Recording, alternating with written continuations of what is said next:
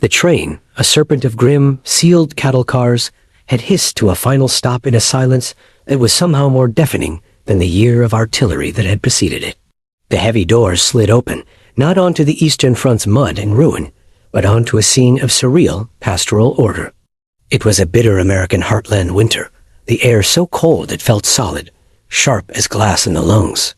Before them lay a geometry of oppression, drawn not in crumbling stone, but in pristine, glistening barbed wire and raw pine watchtowers that stood sentinel over rows of identical tar paper barracks. This was not a battlefield. It was a cage, and for the women huddled in the carriage doorway, its quiet efficiency was more terrifying than the chaos they had fled. They were the unlikeliest of prisoners, the Blitzmädchen, the Helferinnen, the female auxiliaries of the Wehrmacht. Their uniforms, once symbols of patriotic duty, were now just tattered wool, hanging loose on frames gaunt from a diet of turnip stew and ersatz coffee. They were not soldiers, not truly. They had been signals operators, typists, radar trackers, hidden hands that had moved the pieces of a war now lost. Among them stood Elsa, a woman whose eyes held the gray, permanent winter of the Eastern Front. At 25, she felt a lifetime removed from the girl who had eagerly volunteered, believing in a final victory that now tasted like ash. She had decoded messages from the hell of Stalingrad. She had seen the broken men retreating from the front, their eyes hollowed out. That experience had forged in her a grim, pragmatic strength. As the others shivered, their breath pluming in the frigid air, she was already taking inventory, her gaze calculating the distance to the barracks, the number of guards, the weaknesses in the fence. Her own hope had been extinguished long ago, replaced by a cold, durable resolve. Survival was the only objective now. She looked at the younger girls, their faces pale with fear and cold, and felt the weight of a command she had never asked for. They were marched, a shuffling, weary column, through the compound. The ground was frozen hard beneath their thin-soled boots. American guards, their faces unreadable beneath their helmets, watched them pass. They did not shout. They did not shove. Their silence was disconcerting. The women were braced for brutality, for the animalistic enemy depicted in every walk-and-show newsreel. This quiet vigilance felt like a deeper kind of threat. They were processed with a brisk, impersonal efficiency names. Taken, personal effects cataloged and confiscated. The Americans were not cruel, but they were not kind. They were a machine, and the women were its input. Finally, they were led to their new home, a long, low barracks that smelled of fresh-cut pine and disinfectant. Inside were rows of simple cots, each with a thin gray blanket. It was stark, but it was shelter from the biting wind. For a long moment, they simply stood in the dim light, the silence broken only by the rattling of the stovepipe in the wind. Then, a sound. A low, distant clatter of metal, the scent of wood smoke. Carrying something else, something that made their empty stomachs clench with a primal instinct. Food. The scent was vague, unidentifiable, but it was hot, and it was real. A nervous energy filled the barracks. They had not eaten a proper meal in days. Their last sustenance had been a handful of hardtack on the transport ship, gnawed slowly to fool their bodies. The propaganda warnings echoed in their minds. The Americans were savages. They would starve them, poison them, use food as a weapon of humiliation. Elsa saw the fear turning to panic in their eyes. This was the first test. It was not the guards, or the wire that would break them, but the gnawing void in their own bellies and the terror of what would fill it. She straightened her shoulders, her voice cutting through the anxious whispers, low and firm, a commander's voice she had learned to affect. "Listen to me," she said, her gaze sweeping over the faces of the girls she had somehow been tasked with leading. "Whatever they give us, we will take. We will not show them weakness. We will not give them the satisfaction of our disgust." She paused, letting her words sink in, her jaw tightening. "We are Germans. We have endured worse than this. If they give us scraps, we will eat them. If they give us slop, we will swallow it." She took a slow, deliberate breath, her own stomach a tight knot of anticipation and dread. "We will even eat leftovers," she declared, the words a grim vow, a lowering of the final barrier of pride. It was a statement of absolute rock bottom, a preparation for the rancid, the spoiled, the inedible. It was their shield. The line they formed outside the mess hall was a fragile, shivering chain of humanity. They clutched their empty mess tins like talismans, their knuckles white. The cold seeped through their thin coats, but their attention was fixed on the serving station ahead, a focal point of both hope and terror. The American servicemen working the line were large, well-fed figures, their movements easy and practiced. They seemed to exist in a different physical reality, one of plenty and surety. The women watched every movement, every ladle lifted from a pot, searching for a sign of the malice they had been promised. Elsa stood rigid, her own tin held ready, her mind a fortress walled against the coming humiliation. She was prepared for the gray, watery gruel, for the potato peelings, for the bread hard as stone. She was prepared to take it, to meet the eyes of the man who gave it to her, and to show him nothing. Then it was her turn. The American server, a young man with a face that seemed oddly bored, looked at her. He held a large, heavy ladle. He plunged it into the pot before him, and when it emerged, it was heaping. The aroma that hit her was so rich, so specific, it bypassed her brain and went straight to her soul. It was a thick, dark stew, bubbling with heat. And there, nestled within the gravy, were unmistakable, generous chunks of beef. Real beef, the kind of food that had not existed in her world for years, a memory from a life before the war. Behind the server, another man was placing strips of something on a tray. They were crisp and curled, releasing a salty, smoky scent that was utterly, devastatingly familiar. Bacon. The world seemed to slow, the sounds of the camp fading into a dull hum. The server dumped the stew into her tin with a casual, indifferent thud, the weight of it a shock to her expecting hand. He then took a piece of the white, soft bread, not the coarse, dark Kriegsbrot of home, and placed it on top. Elsa stood frozen, her eyes locked on the meal. The grim vow she had made just minutes before, "We will even eat leftovers," shattered into a million pieces, rendered absurd, pathetic. The enemy had not given them scraps. They had given them a feast. And in that moment, the entire architecture of the world she believed in, the lies she had lived and nearly died for, began to crack, silent and profound, under the weight of a single steaming portion of beef stew. For a long, suspended moment, Elsa simply stared into her mess tin, the rich, earthy scent of the stew rising in a warm, challenging cloud. The world had narrowed to this single, impossible point of focus. The chunks of beef were not gristly. Scraps but substantial pieces, and nestled among them were cubes of carrot and potato, their colors vibrant against the dark, thick gravy. The bacon, laid across the top by the indifferent hand of the next server, was not a translucent, greasy phantom, but a crisp, curled strip that promised real, unadulterated fat and protein. This was not food as she understood it in the 6th year of the war. It was a relic, a memory from a museum of a lost world. A nervous tremor started in her hand, causing the heavy tin to quiver. She could feel the eyes of the women behind her, a silent, hungry pressure. She was blocking the line. With a stiff, mechanical motion, she shuffled forward, her boots scuffing, on the frozen ground, and found a place at one of the long, rough-hewn tables. The other women began to settle around her, a quiet, bewildered congregation. The initial shock gave way to a low, anxious murmur. "Is it real?" A young girl named Lise whispered, her voice trembling. She had been a typist in Paris. Her hands, still soft, her eyes still wide with the innocence that had no place here. Another woman, a hardened Berliner named Gertrude, poked at the meat with her spoon, as if expecting it to be made of painted wood. "A trick," she muttered, her voice a low growl. "They fatten us up first, for something worse." Elsa said nothing. Her own indoctrination, the propaganda films showing emaciated prisoners in Allied camps, warred with the undeniable evidence before her. This was not the sustenance of a nation on the brink of collapse. This was the casual, wasteful abundance of a power so vast it could afford to be generous to its enemies. She lifted her spoon, the metal feeling alien in her grip. The movement felt sacramental, a violation of some unspoken law of deprivation. She hesitated, then took the first mouthful. The flavor was an explosion, a sensory avalanche that obliterated years of culinary memory.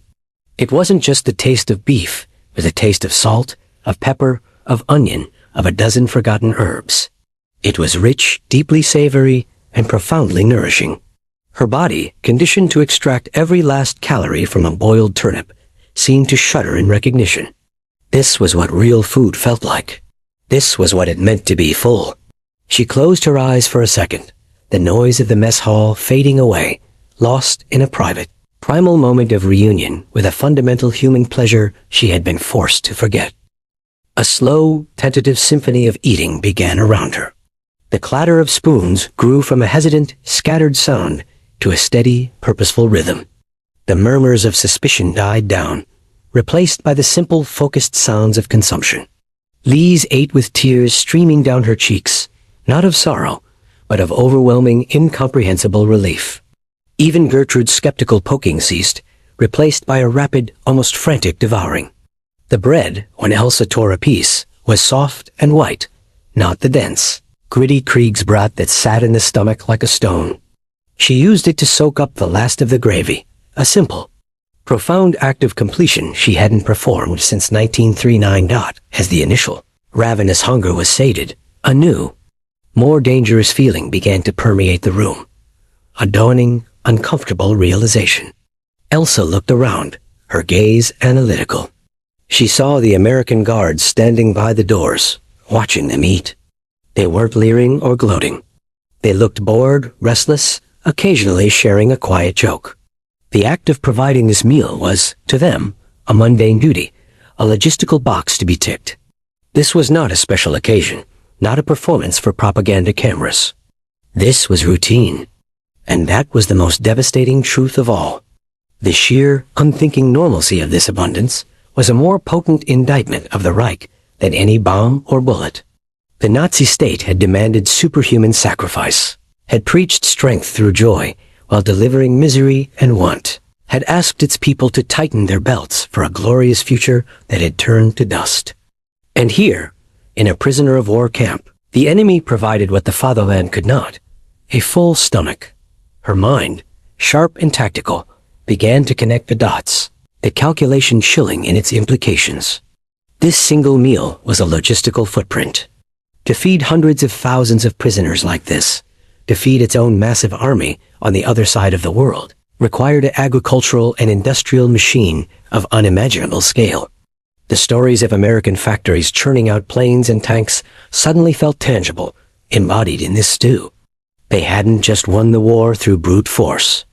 They had won it in the cornfields of Iowa and the stockyards of Chicago, in an economic power so immense it could be this casually, carelessly benevolent. The propaganda image of the weak, decadent American shattered completely, replaced by the far more terrifying image of the invincibly productive one.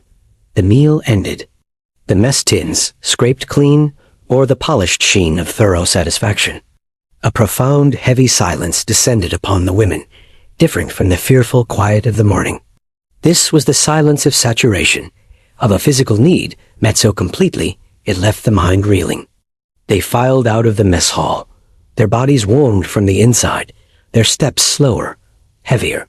Back in the barracks, the atmosphere was thick with unspoken thoughts.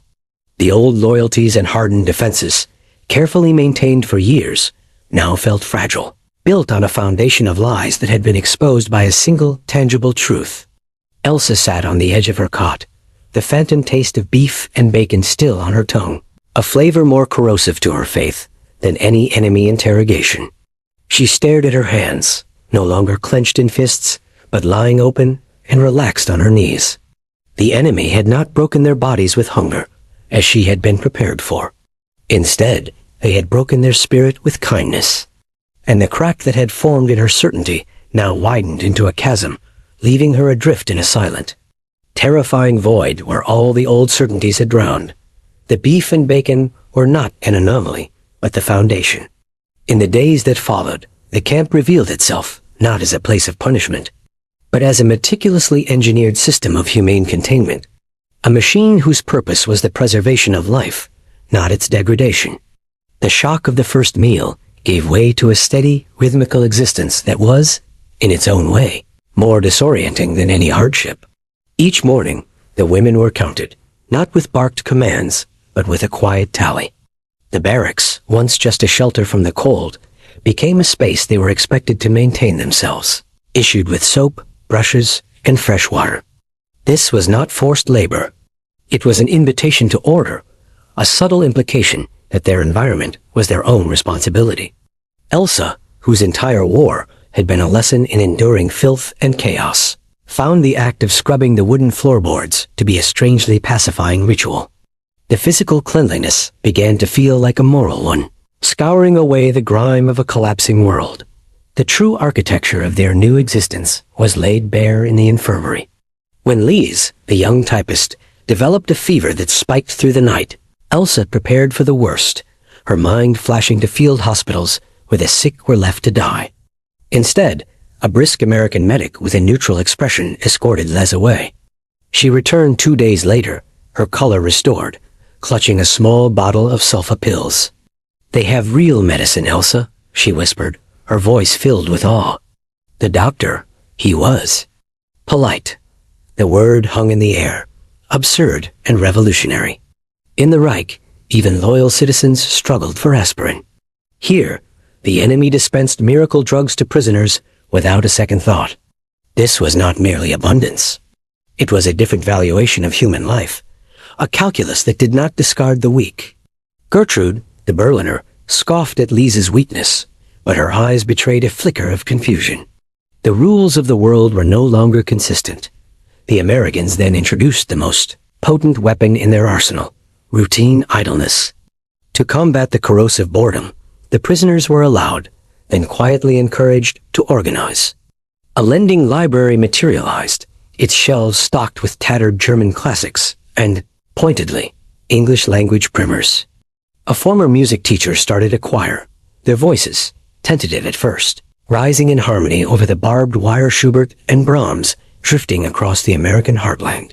The most profound shock was the volleyball net. Seeing it strung up between two rough poles felt like a parody, a cruel joke. But when the ball was tossed into the air for the first game, something broke. The initial, self-conscious hits soon gave way to genuine exertion. There were shouts, laughter that was not forced, the sharp, clean smack of leather on palm. Elsa, watching from the sidelines, saw Gertrude, of all people, leap for a spike, a raw, unguarded grin flashing across her face for a single fleeting moment before the old mask of cynicism slammed back down. It was the most subversive act yet. The enemy was giving them back their joy. As systematic decency forced a painful internal schism. The women were no longer a unified block of shared suffering. The hardliners, led by Gertrude, grew more isolated, their bitterness sharpening as the majority of the women slowly, inexorably, thawed. They clustered together, muttering about weakness and betrayal, but their rhetoric was losing its power. It was difficult to preach about the barbarity of the Americans while your comrades were learning embroidery from a kindly YMCA, a volunteer, or their health was being restored with American penicillin. The camp's structure was a silent, relentless lecture on the principles of a society the Nazis had sworn to destroy: transparency, rule of law, and a belief in individual worth. The ultimate test of this new reality came with the first letters from home. After weeks of bureaucratic processing, a small bundle of mail arrived, each envelope a fragile artifact from a dying world. The mess hall fell silent as the women read, the sounds of eating replaced by soft, choked sobs. The letters spoke of a reality far more brutal than their captivity. They told of cities flattened into moonscapes, of a desperate, starving population burning furniture for warmth, of the terrifying advance of the Red Army. They spoke of a world where the law was the whim of the occupier, where survival was a daily, degrading struggle. Lise read a letter from her mother aloud, her voice trembling. "We have traded your father's watch for a sack of potatoes. We are burning the books from the library. Are you safe? Are you fed?" The contrast was devastating. While their families were burning books for fuel, they had a library. While their families bartered heirlooms for potatoes, they had beef and bacon. Their captivity was not a punishment. It was a sanctuary. That night, the barracks were heavy with a new, complex grief. The relief they felt at their own safety was poisoned by guilt and a horrifying clarity. The lies they had been fed were not just about the enemy. They were about their own cause, their own nation's ability to care for its people. Elsa lay on her cot, listening to the quiet crying around her. She thought of the well-stocked infirmary, the volleyball games, the clean, heated barracks. She thought of the casual, unquestioned abundance that underpinned it all. And then she thought of the letter describing her own brother, a boy of 16, sent to die with a single anti-tank grenade against a column of Soviet T-34s. He had died for a future that had never existed, for a strength that was a fiction. She had been prepared for the Americans to be monsters. Their monstrous kindness was far worse. It forced her to see the true, ugly cost of the monstrosity she had served. The wire fence was no longer just keeping them in. It was holding back the terrifying truth of what they had left behind. A truth that was now, slowly and irrevocably, seeping under the gates. The crack in their world, first opened by beef and bacon, was ripped into a permanent chasm on the day the newspapers arrived. They were not the sanitized camp bulletins, but American dailies, their headlines a brutal typographical scream.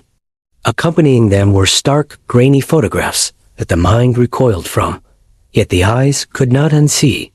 Piles of emaciated limbs, eyes sunken into skulls, living skeletons staring from behind a different kind of wire. Belsen, Buchenwald, Dachau. The words meant nothing to them at first, just strange, foreign names. But the pictures needed no translation. A silence of a different quality fell over the barracks, a vacuum of sound that sucked the air from the room. This was not the silence of fear or of sorrow, but of cognitive collapse. Lise, holding one of the pages, began to tremble, a low, involuntary moan escaping her lips. Gertrude stood like a stone, her face a rigid mask, but her hands were clenched into white-knuckled fists at her sides. The tendons standing out like cables. Elsa picked up a newspaper, the print smudging under her damp fingertips. She forced herself to read the translated captions, to connect the bureaucratic terms, extermination camp, final solution, genocide, to the horrifying tableau before her. This was not the fog of war. This was not the collateral damage of bombing raids. This was a factory, a systematic industrial process of death, and it bore the insignia of the state she had served. The beef stew they had eaten for lunch turned to a hot, leaden weight in her stomach. The casual abundance of their captivity, the medicine, the volleyball games, it all curdled in an instant. The laughter from the volleyball court ceased. The choir songs died in their throats. How could they sing of German beauty and spirit when the world now associated those words with a pile of children's shoes and a mountain of human ash? The day of their repatriation arrived not with joy, but with a quiet, grim dread. They were given a final meal, issued back their threadbare personal effects, and loaded onto trains. But this journey was different from the one that had brought them to this strange, humane prison. The landscape outside the window was no longer the surreal, peaceful America, but the brutalized heart of Europe, and then, finally, Germany itself. They saw the hollowed-out shells of cities, the bridges slumped in rivers, the endless lines of hollow-eyed, displaced people trudging through the ruins. The train moved slowly through this landscape of defeat, and with every mile, the comfortable, well-ordered world of the camp felt more and more like a distant, impossible dream. When the train finally shuddered to a halt in a battered station, the doors opened onto the world their letters had described. The air smelled of dust, decay, and defeat. They stepped out, their American-issued shoes touching the rubble of the fatherland. They were free, but they were homeless. They were alive, but they were burdened with a knowledge that felt heavy. The Americans' humanity was not just a contrast to their own propaganda.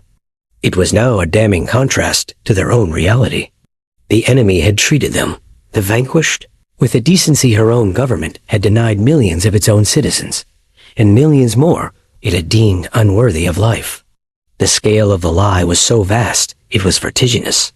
The camp fractured completely. Gertrude and her few remaining loyalists retreated into a corner, their faces set in defiant, angry denial. Lies, Gertrude spat, her voice cracking. Allied propaganda. They paste these pictures to justify what they have done to Germany. But her words, once powerful, now sounded hollow and brittle, unable to cover the stench of the crematoria that seemed to have seeped through the newsprint. The other women did not even argue. They simply turned away, their faces pale with a sickening comprehension. The argument was over. The evidence was too visceral, too monstrous. The beef and bacon had been the first gentle question. These photographs were the final screaming answer. In the following days, a profound and complex shame settled over the majority of the women. It was a palatable thing, a gray fog that clung to their clean American uniforms and their now healthy bodies. They were safe, well-fed, and cared for, while their homeland was not just defeated, but morally annihilated. Their personal relief was now a source of intense, private guilt. They were the survivors of a sinking ship who had been pulled into a lifeboat, only to be shown that the ship had been a slave galley all along, more than any pack they had ever carried. Elsa stood on the platform, clutching her small bag, and watched a group of haggard German civilians eye them with a mixture of curiosity and resentment. These women looked too healthy, too whole. They did not look like they had lost the war. They looked like they had merely visited it. Elsa met the gaze of an old woman shoveling debris, and in that moment, she understood the long shadow their survival would cast. They had been saved by the enemy's decency, and in doing so, they had become permanent exiles, carrying the bitter, unshakable truth of both the regime's depravity and the enemy's confounding mercy, a truth that would forever separate them from the ruins and the rebuilding, a secret history written not in battle plans, but in the memory of a full stomach and the ghostly taste of bacon in a world of ashes.